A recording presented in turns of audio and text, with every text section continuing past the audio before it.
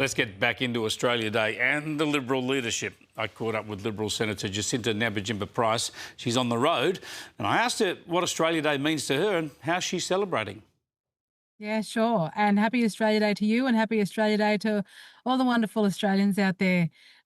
Usually I'm doing what I'm doing now on Australia Day, which is sitting in my car with my husband, and we're halfway between Dubbo and Adelaide at the minute. But we've spent the last week and a bit probably traveling between, well, I've certainly traveled between two territories and three states, and getting out and about, seeing family, seeing friends, and celebrating, I suppose, this wonderful country, and waving at all the great Aussies out there who are, brandishing one of these these flags. But look, I celebrate Australia Day because it's a remarkable country that's given me all the opportunities I've had in life, but also, despite some of the harshness of our history, I suppose I wouldn't be here if it wasn't for the Irish potato famine. My great great great grandmother wouldn't have, tragically lost both her parents, been brought over to Australia, and married her husband, my great great great grandfather, who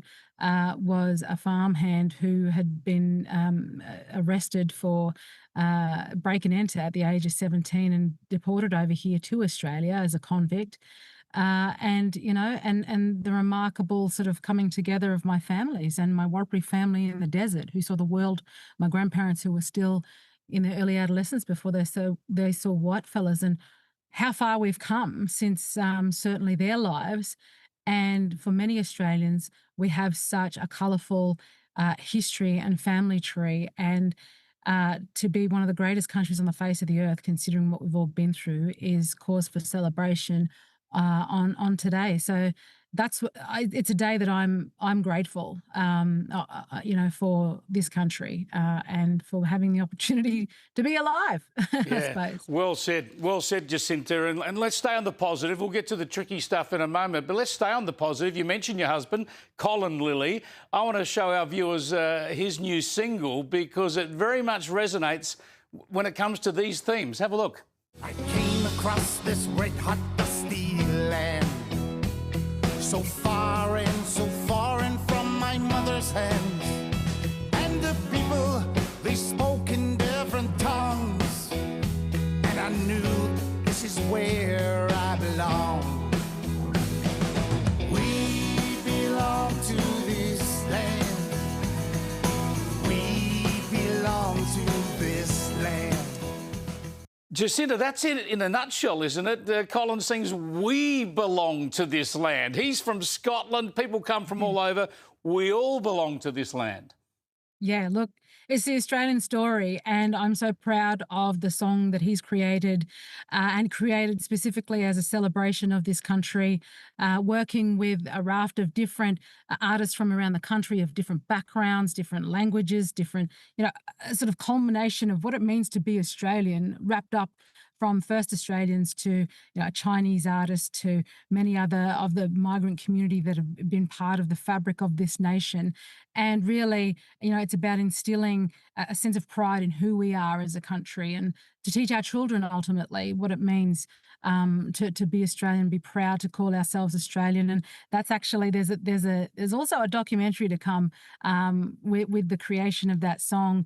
And Colin's been working with the IPA to develop an education program, and I'm very proud of him and his efforts, and that amazing song, which just, I think, captures what it means for many Australians in our hearts, the sense of belonging to this country and that celebration with this land. Indeed, we'll have to have Colin on the show again to talk about that song and that documentary in the future. But let's stick with you now as one of the country's leading politicians, and the ugly side of Australia Day, the protests we've seen today. We see some of the Indigenous slogans, or slogans in support of Indigenous Australians, where they say this country's founded on genocide and Australia is a crime scene.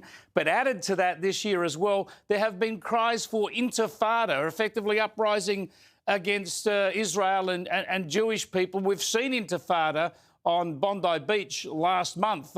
Give us your sense of these horrific slogans being bandied about in protests today. Yeah, it's quite disgusting. And, you know, Aboriginal people have been used for many sort of political campaigns and co-opted in such a way for other people's agendas and other people's benefit. And where I think is the saddest is when it becomes all about resentment and hate and everything that's un-Australian as far as I'm concerned. And it's not right. You know, we've got very little to do with what's going on in the Middle East, and that's that's a conflict that's been transported into our country that we don't need. We don't need that kind of division in Australia. And you know, quite often Aboriginal people are clumped together as that one homogenous group. We know that's not true. We shouldn't do it to any group of Australians, but this is the activist class at it again. There's nothing positive to offer, no ways forward.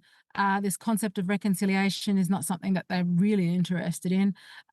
But I think the vast majority of Australians in this country are grateful for who we are as a country. And a hell of a lot of Aboriginal people also recognise that we're all in this together as one country and that we don't need that kind of negativity and those sorts of conflicts and for us to be co-opted for, you know, Aboriginal people and, you know, our causes, these causes to use and abuse us the way that they do. I think it's utterly wrong and un-Australian.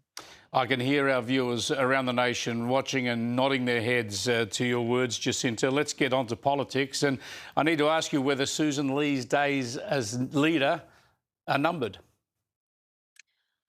Look, you know, the polls haven't been very good, and there's obviously a lot that has been troublesome for us in recent times.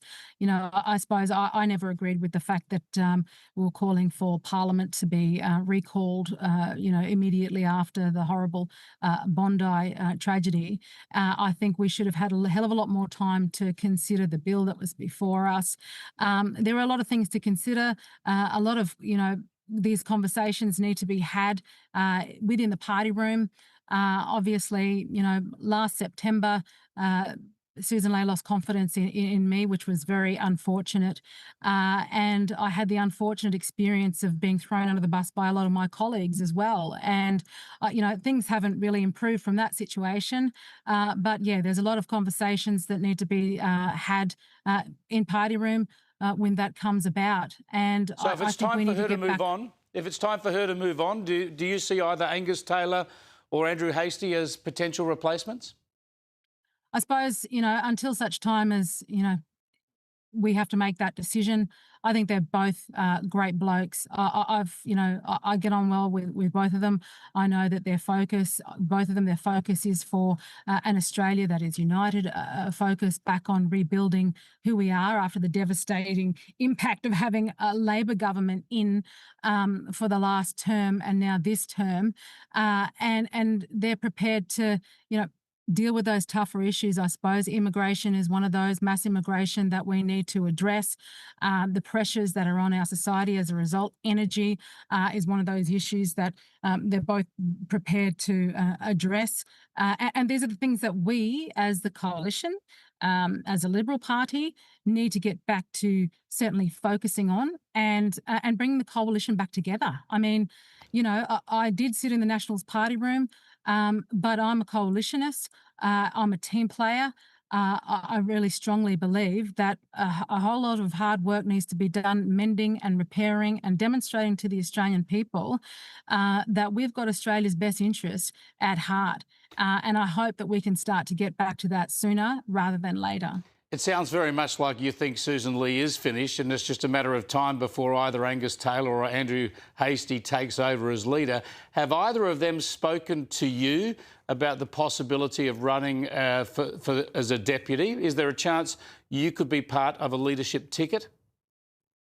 Oh, look, I'm, you know, I'm not going to speculate on anything or what conversations have been had or haven't been had. But, you know, going forward, I think the Australian people are looking at us and are wanting us to get our act together. And that's what we need to start doing to ensure that we're listening to the Australian people and reflecting their needs. And that's certainly what I'm going to continue to do.